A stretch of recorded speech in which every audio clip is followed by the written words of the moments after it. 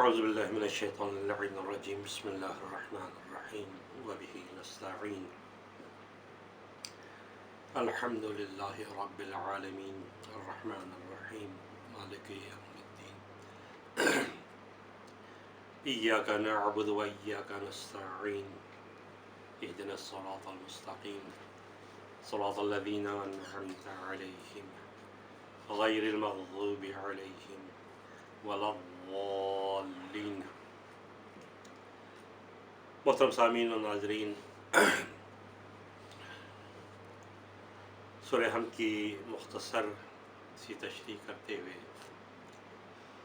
ہم نے بسم اللہ الرحمن الرحیم الحمدللہ رب العالمین کی تفسیر کی۔ اس کے بعد الحمدللہ رب العالمین الرحمن الرحیم، آج اس آیت کی تفسیر مختصراً کرنی ہے۔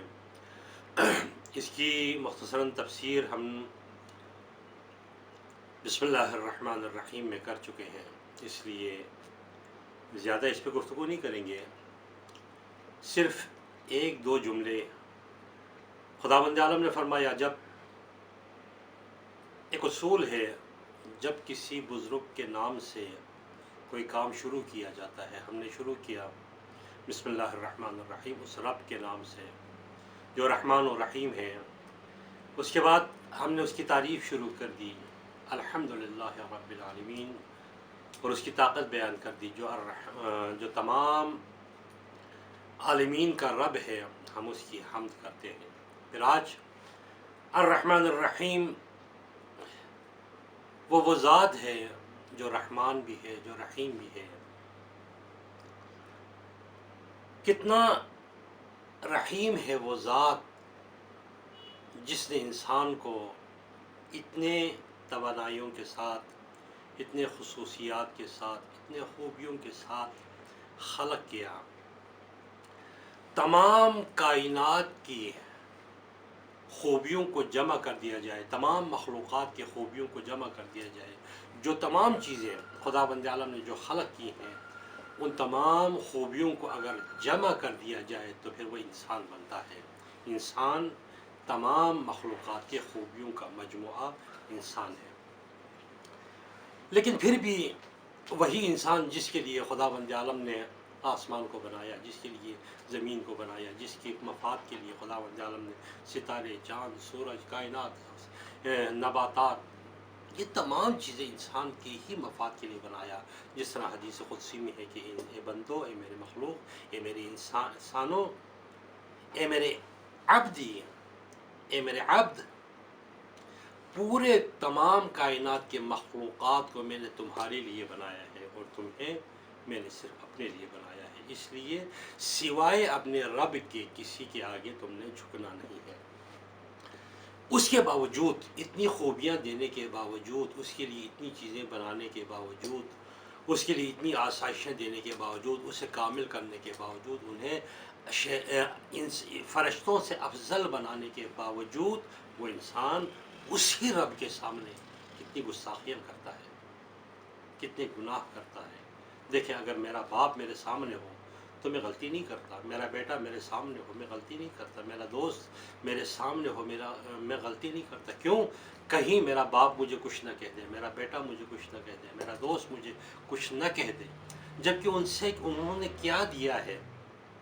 لیکن وہ رب، وہ خداوند عالم فرماتے ہیں کہ انا اقرب من حبل الورید، میں تمہارے شہ رگ سے بھی زیادہ قریب ہوں، میں تمہیں دیکھ رہا ہوں، میری نظروں سے تم غافل نہیں ہو۔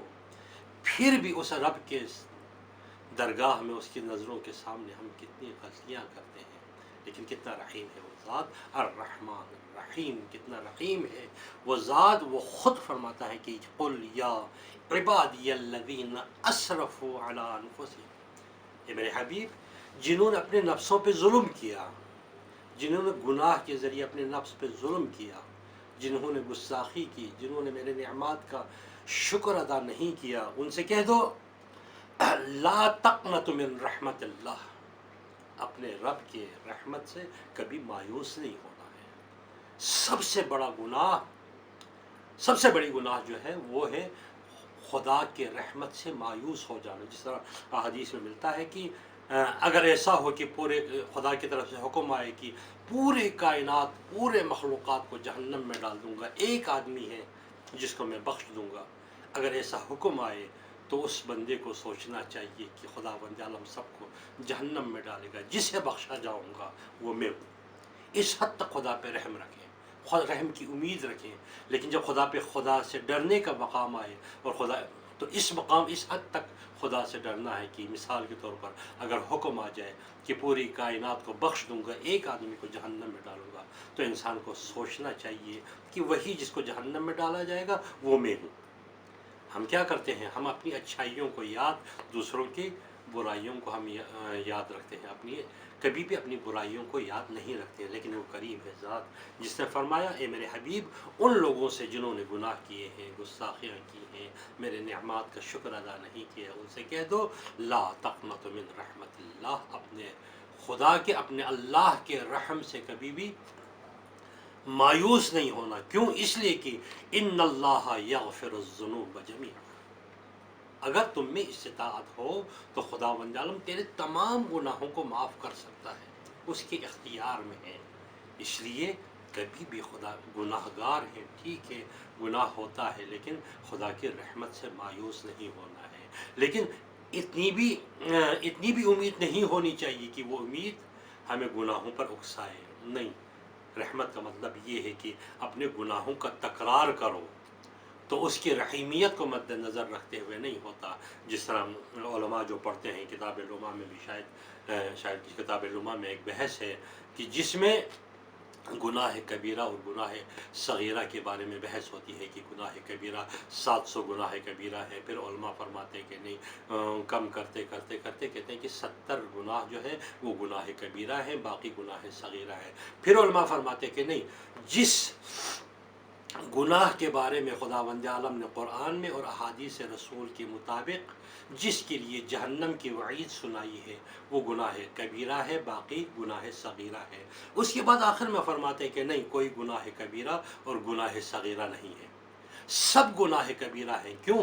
اس لیے کہ دیکھو تم جو گستاخی کر رہے ہو کس کے حکم عدولی کر رہے ہو؟ خدا نے فرمایا یہ کرو، تم نہیں کرتے، گناہ کبیرہ ہے۔ خدا نے فرمایا کہ یہ نہیں کرو، تم کرتے ہو، یہ گناہ کبیرہ ہے۔ اس لیے جب بھی گناہ کرتے ہوئے یہ سوچو کس رحیم کے درگاہ میں، جس نے کیا ہمیں نہیں دیا ہے، اس کے درگاہ میں ہم گناہ کر رہے ہیں۔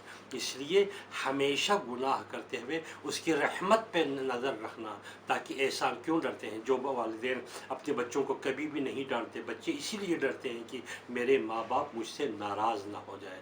اس رحیم رب کے آگے کبھی بھی گناہ کرتے ہوئے یہ ضرور سوچنا کہ کہیں میرا رب مجھ سے ناراض نہ ہو جائے۔ اسی طرح دعائے ماہ رجب میں ہم نہیں پڑھتے ہیں یا من ارجوہ لکل خیر، پاک پروردگارہ تمام نیکیاں تیری طرف سے، میں امید رکھتا ہوں کہ تو مجھ پہ نیکیاں ہی نیکیاں کرے گا، احسان ہی احسان کرے گا۔ دنیا میں احسان، دنیا میں آنے سے پہلے تو نے مجھے ماں باپ کی شکل میں، تو نے مجھے بھائیوں کی شکل میں، تو نے مجھے بہنوں کی شکل میں، تو نے مجھے رشتہ داروں کی شکل میں، تو نے اس کائنات کی شکل میں، اس کائنات کی نعمتوں کی شکل میں، تو نے میرے دنیا میں آنے سے پہلے تو نے مجھ پر رحمت کی چیزیں نازل کی ہیں۔ یا من ارجوہ لکل خیر، پاک پروردگارہ تمام خیر کی امید میں تجھ سے رکھتا ہوں۔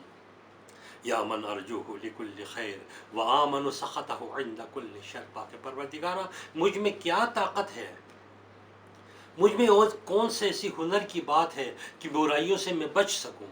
اگر میں برائیوں سے بچا ہوا ہوں، اگر میں نقصانات سے بچا ہوا ہوں، میں دنیا کے آفات سے بچا ہوا ہوں، تو یہ میرا کمال نہیں ہے، پاک پروردگارہ تو نے مجھے بچایا ہے۔ رحمت کی امید تجھ سے کرتا ہوں، اور جتنی برائیوں سے میں بچا ہوا ہوں وہ بھی تیرا احسان ہے۔ یا من ارجوہ لکل خیر وآمن سخطہ عند کل شر، یا من یعطی الکثیر بالقلیل، پاک پروردگارہ تو وہ رحیم ذات ہے، تیری رحمت کائنات تمام چیزوں پہ تیری رحمت احاطہ کیا ہوا ہے، تیری رحمت سب سے بڑی چیز ہے۔ یا من یعطی الکثیر بالقلیل، میں ایک مرتبہ درود بھیجتا ہوں تو سارے گناہوں کو معاف کر دیتا ہے، ایک مرتبہ توبہ کرتا ہوں سارے گناہوں کو معاف کر دیتا ہے، 2 رکعت نماز پڑھ کے سجدے میں گر جاتا ہوں تو میری کو تو معاف کر دیتا ہے۔ جس طرح مولا کائنات امیر المؤمنین علی بن ابی طالب کا فرمان ہے کہ میں اس گناہ کو گناہ نہیں سمجھتا جس کے بعد 2 رکعت نماز پڑھ کے توبہ کرنے کی توفیق ہو، لیکن ایک بات کا ضرور خیال کرنا، مولا نے فرمایا کہ میں اس گناہ کی پرواہ نہیں کرتا، وہ مجھے گناہ نہیں لگتا جس کے بعد 2 رکعت نماز پڑھ کے توبہ کرنے کی توفیق ہو۔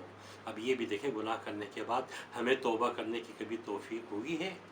50 سال گزر گئے، ابھی تک توبہ نہیں کیا، اب بھی ہمیں کوئی خیال نہیں ہے کہ توبہ کر لیں۔ ہم توبے کو آج سے کل پہ ٹالتے ہیں، پھر ٹالتے ہیں کہ نہیں زیارتوں پہ جا کے توبہ کریں گے، پھر ٹالتے ہیں کہ نہیں حج پہ جا کے توبہ کریں گے، پھر کہتے ہیں کہ نہیں عرفات میں توبہ کریں گے۔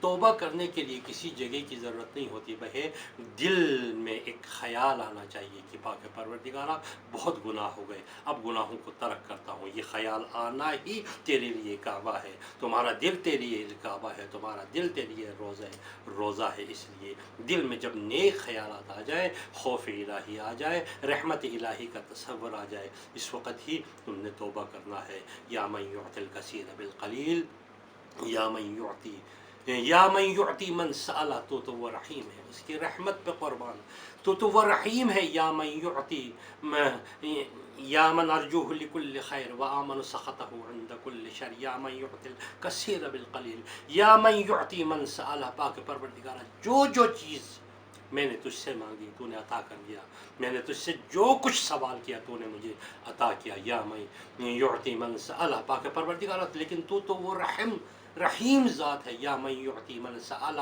جو میں نے مانگا تو نے دیا، لیکن تو وہ ذات ہے۔ یا من یعطی من لم یسألہ، جو میں نہیں مانگتا تو وہ کریم ہے، تو وہ رحیم ہے، تو وہ رحمان ہے۔ جو میں مانگتا ہوں وہ تو دیتا ہی دیتا ہے، لیکن جو میں نہیں مانگتا وہ بھی دیتا ہے۔ اس لیے خداوند عالم نے فرمایا کہ نماز میں فرض کر دیا کہ ہر وقت تم نے اس آیت کی تلاوت کرتی ہیں، الرحمن الرحیم، وہ رحمان ہے، وہ رحیم ہے، دنیا پہ رحم کرتا ہے، آخرت میں بھی انشاءاللہ وہ ذات ہم پہ رحم کرے گا۔ لیکن 3 آدمیوں پہ خدا رحم نہیں کرتا۔ ایک شراب پینے والا، شراب پیا ہے تو اس پہ رحم نہیں ہوگا۔ ایک عاق والدین، جنہوں نے اپنے والدین کو ایک لہجے کے لیے بھی اگر ناراض کیا ہے تو خدا اس پہ رحم نہیں کرے گا۔ اور تیسرا جو حضرت فاطمہ زہرا کی شفاعت پہ شک کرتا ہو اس پہ رحم نہیں کرے گا۔ پاک پروردگارہ ہمیں اگر والدین ہم سے ناراض ہیں تو ان کو راضی کرنے کی توفیق عطا فرما۔